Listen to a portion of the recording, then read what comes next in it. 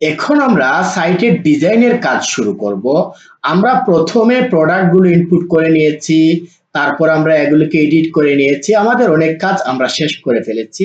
এখন আমরা ডিজাইন করব। এখানে সে বলে দিয়েছে যে ব্ল্যাক এবং গোল্ড হবে, এই দুটি কালার সে ইউজ করবে। অথবা আমরা যখন লোগো পাবো, লোগো সে দিয়ে দিয়েছে, সেই লোগো অনুযায়ীও আমরা ব্র্যান্ডিং করতে পারি।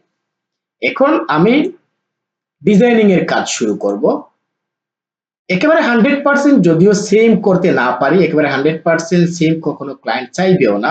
যতটুকু আমরা আমাদের মধ্যে করতে পারি, আমরা ফ্রি থিম দিয়ে যেহেতু করছি, ফ্রি থিম দিয়ে দেখি কতটুকু করা যায়। প্রথমে আমি অ্যানাউন্স বারটি এখানে এডিট করে নেব। এখানে দুটি অ্যানাউন্স বার আছে, এখানে সে কোড দিয়েছে, কিন্তু আমার যে ক্লায়েন্ট সে চাচ্ছে এখানে কোড ইউজ করতে না, আবার এখানে 10% এর একটি কোড সে ইউজ করবে। এই যে এখানে সে একটি কোড ইউজ করবে, তাহলে আমরা এটির মতো করতে পারি। এখানে দুটি দিতে পারি, একটিতে ফ্রি শিপিং দিতে পারি আর অন্যটিতে একটি 10% কোড বসিয়ে দিতে পারি। ওকে, তাহলে আমাদের কাজ শুরু করা যাক। ডিজাইনের কাজ। ডিজাইনের কাজ শুরু করার জন্য আমরা অনলাইন স্টোরে চলে যাব। এরপর কাস্টমাইজে ক্লিক করব। আমি ফ্রি থিম দিয়ে এর জন্য করছি কারণ ক্লায়েন্টের সাথে প্রিমিয়াম থিম নিয়ে কোনো কথা হয়নি, আর এটি ফ্রি থিম দিয়ে করা যাবে। আমি এখান থেকে অ্যানাউন্স বারে ক্লিক করছি, ক্লিক করার পর আবার একটু ব্যাকে চলে আসছি। আসার পর এখানে প্রথমে আমি যে কাজটি করব, এখানে দেখো 10% ডিসকাউন্ট কোড, এটি আমি এড করে দিচ্ছি। এরপর আমরা কোডটি তৈরি করব কুপন কোড থেকে। এখন আপাতত আমি বসিয়ে দিচ্ছি, এখানে বসিয়ে দিলাম। বসিয়ে দেওয়ার পর আমাদের কি করতে হবে, এখানে দেখো সে বলেছে যে আমাদের স্টোরের কালার গোল্ড এবং ব্ল্যাক হবে, এটা আমাদের মাথায় রাখতে হবে। এরপর আমি একটু ব্যাকে চলে যাব। চলে যাওয়ার পর এখানে এই যে অ্যানাউন্স বারে ক্লিক করব, ক্লিক করার পর এখানে চেঞ্জ আছে, এখানে ক্লিক করব। ক্লিক করার পর এখানে দেখো 1 2 3 4 এরকম আছে। আমি এখানে কালার স্কিম, আমি মনে করো কালার স্কিম আমি 1 ইউজ করছি। ওকে, 1 ইউজ করলে ব্ল্যাক থাকবে, কিন্তু আমরা আবার এই যে কালার থিমে ক্লিক করব, হোয়াইট থাকবে। এখন এখান থেকে আমি কালারে ক্লিক করব থিম সেটিং থেকে।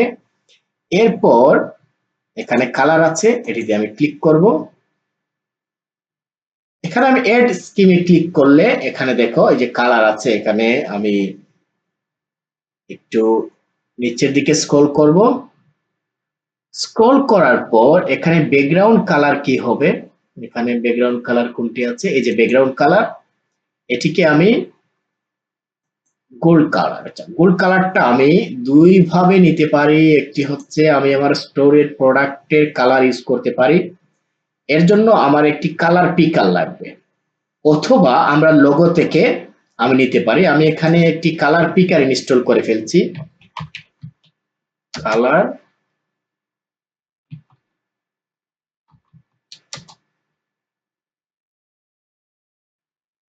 এখানে গুগল ক্রোমের একটি এক্সটেনশন কালার জিলা। আচ্ছা, এখানে স্পেলিং ভুল হয়েছে, তো এরকম লিখলেও চলে আসবে। এরপর আমি এটি ইনস্টল করে ফেলবো যাতে কালারটা আমি পিক করে নিতে পারি। এরপর আমি এড টু ক্রোমে ক্লিক করব। এরপর এড এক্সটেনশনে ক্লিক করব। ইনস্টল হয়ে যাওয়ার পর এটিকে আমি পিন করে রাখবো, এই যে কালার জিলা, এখানে আমি পিন করে রাখছি যাতে আমি এখান থেকে কপি করতে পারি। এখন আমি একটি কাজ করব, আমার স্টোরে চলে যাব। মনে করো আমি এই কালারটি নিতে চাচ্ছি। আচ্ছা, এখানে যখন আমি মাউস রাখছি তখন কালার প্রোডাক্টটা চেঞ্জ হয়ে যাচ্ছে, এর জন্য আমি ডাইরেক্ট প্রোডাক্টটায় ক্লিক করলাম যাতে আমি কালারটা নিতে পারি। এরপর আমি এই যে কালার পিকার এখানে ক্লিক করব। ক্লিক করার পর এরপর এটিতে পেজে ক্লিক করব। ক্লিক করার পর এখানে অ্যাক্টিভ হবে। অ্যাক্টিভ হওয়ার পর দেখো যেই জায়গায় মাউস নিচ্ছি সেই জায়গার কালারটা পিক হয়ে যাচ্ছে, এই যে এই কালারটি এখান থেকে মাউস দিয়ে ক্লিক করব, ক্লিক করলে কপি হয়ে যাবে, আমার কালার নেওয়া হয়ে গেছে। এখন আমি এই কালারটা এখানে আমি পেস্ট করে দেব। কালার যে কোডটা আমি নিয়েছি এই কোডটা এখানে পেস্ট করে দেব। পেস্ট করে দেওয়ার পর এই যে ব্যাকগ্রাউন্ড কালার এটি চেঞ্জ হয়ে যাবে। এরপর আমি একটু ব্যাকে চলে যাব, চলে যাওয়ার পর এখানে এই যে দেখো আমি স্কিম 6 এটি তৈরি করেছি, এটি আমি সিলেক্ট করে দেব।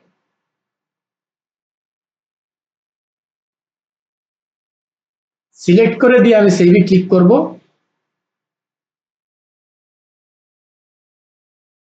চেঞ্জ না হলে আবার আমি ব্যাকে চলে যাব। ব্যাকে চলে যাওয়ার পর এখানে আমি থিম সেটিং থেকে এই যে কালার স্কিম এখানে 1 দেওয়া আছে, আমি এখানে জাস্ট সেভ করেছি। এখন আমি এখানে চেঞ্জ করব, এই যে 6 আছে এটি আমি এখানে দিয়ে দেব। তাহলে দেখো এই যে চেঞ্জ হয়ে গেছে। আমি টেক্সট কালারটা ব্ল্যাক রাখছি, এরপর আমি সেভে ক্লিক করব।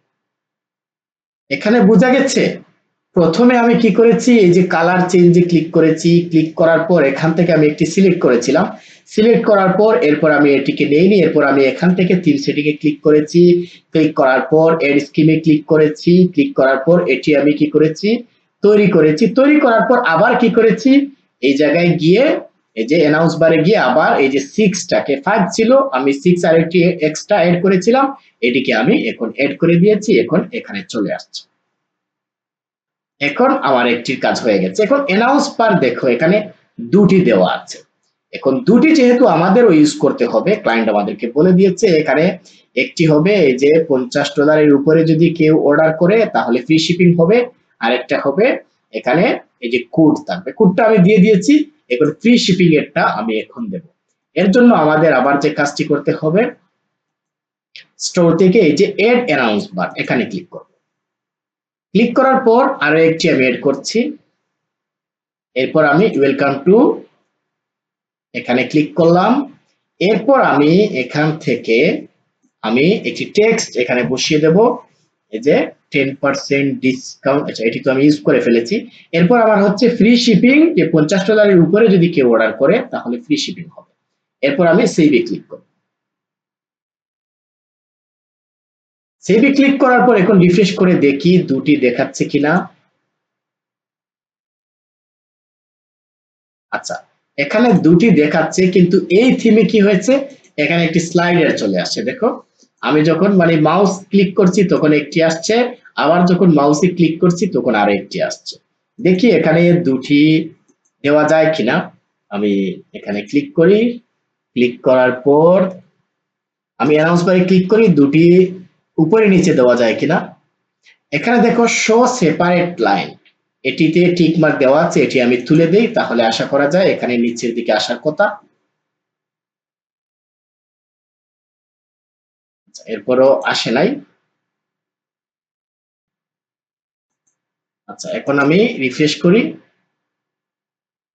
আচ্ছা এই থিমে কি হয় যখন আমরা দুটি এড করি, দুটি এড করলে এইরকম হয়ে যায়, একটি দুটি আসে কিন্তু এখানে যেরকম দেখো একটি উপরে একটি নিচে আছে এরকম আসছে না, এরকম আসছে না। এখানে অন্য কোনো সেটিং আর এখানে অটো রোটেট স্লাইড আর কিছু আছে না, এখানে শো সেপারেট লাইন এটিতে ক্লিক করলেও এখানে চেঞ্জ হচ্ছে না, যেরকম আছে এরকম আছে।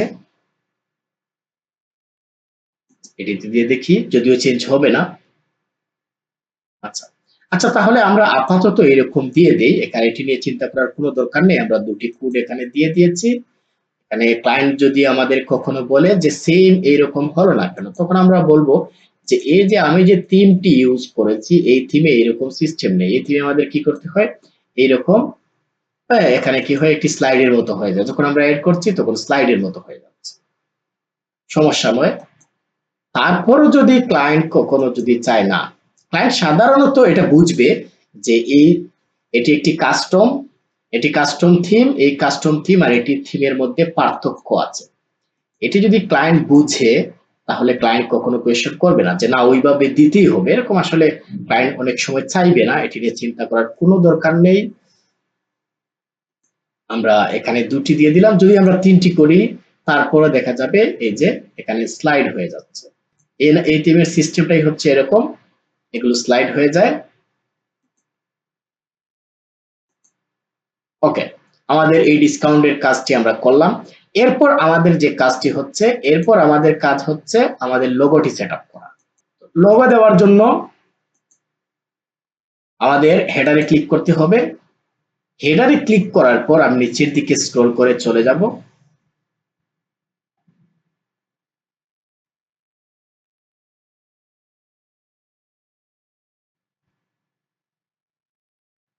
আচ্ছা, এখানে দেখো, এখানে লোগো দেওয়ার কোনো অপশন নেই। আমি থিম সেটিং এ ক্লিক করব। ক্লিক করার পর এরপর এখানে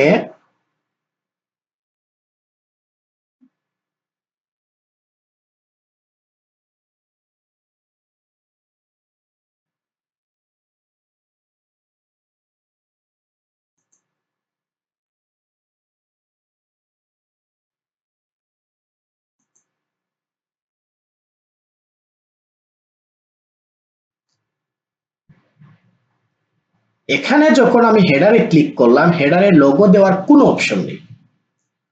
শপিফাই যখন আমরা কাজ করব, যদি আমরা এই সেকশনে খুঁজে না পাই, আমাদের থিম সেটিং এ যেতে হবে। অবশ্যই লোগো দেওয়ার অপশন আছে, এটি আমাদের খুঁজতে হবে। আমি থিম সেটিং এ ক্লিক করছি। ক্লিক করার পর প্রথমেই দেখো লোগো আছে, ক্লিক করছি।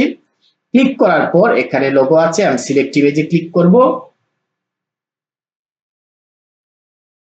এরপর এখানে প্রোডাক্টগুলোর ইমেজ দেখাবে, আমি এখান থেকে এড ইমেজে ক্লিক করব। এরপর এখান থেকে আমি লোগোটি এখানে আপলোড করে দেব। এই লোগোটি ক্লায়েন্ট দিয়েছে, আমি এই লোগোটি সিলেক্ট করে এরপর ওপেনে ক্লিক করব। আপলোড হয়ে যাওয়ার পর ডানে ক্লিক করব। এরপর এখানে ফেভ আইকন, এই আইকনটি যদি ক্লায়েন্ট দিয়ে দেয় তাহলে তো ভালো, আর যদি না দেয় তাহলে ক্লায়েন্টকে বলবেন যে এখানে একটি ফেভ আইকন লাগবে। এরপরে যদি ক্লায়েন্ট না দেয়, কোনো চিন্তা করার দরকার নেই, আমরা নিজেরা একটা আইকন তৈরি করব। এখন আইকনটা কিভাবে আমরা তৈরি করব? আমরা বিভিন্ন টুল ইউজ করতে পারি, অনলাইন টুল, অথবা মনে করো আমি এই ইমেজটা ওপেন করলাম।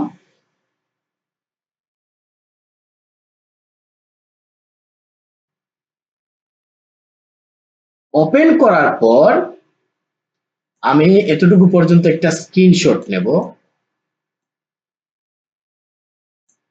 এই যে আমি এখানে যে অ্যাপটি ইউজ করছি লাইট শট, এটি ইউজ করলে আপনারা এইরকম স্ক্রিনশট নিতে পারবেন।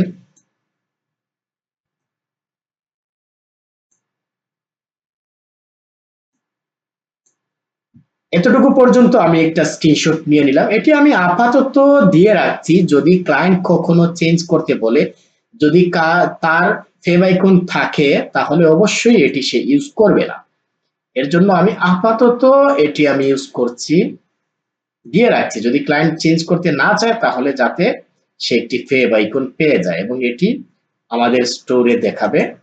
এখন আমি এখানে কি করব, যে ফেভ আইকন, এখানে দেখো সিলেক্ট ইমেজ, ফেভ আইকন, এই যে উপরে দেখো এই যে ডিএস একটি আইকন আছে, এগুলোকে বলা হয়। এখন এড ইমেজ, এরপর এই যে আইকনে ক্লিক করব, এরপর ডানে ক্লিক করব। ডানে ক্লিক করার পর আমি সেভে ক্লিক করে দেব। এতটুকু করার পর আমি রিফ্রেশ করব।